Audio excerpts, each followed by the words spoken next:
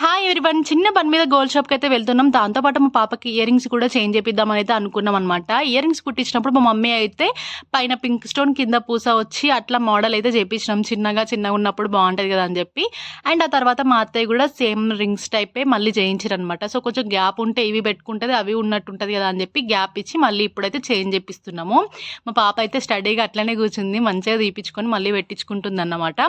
మొత్తానికి ear rings ఎట్లున్నాయి అనేది కామెంట్ అయితే చేసి చెప్పండి. దాంతోపాటు ఇంకొక పని ఏంటంటే మా మమ్మీ కూడా నా లాంటి నల్ల పూసలు చిన్నది షార్ట్ది చేయించుకుందాము అని అనుకొని మనీ అయితే పంపించింది మా డాడీతోని.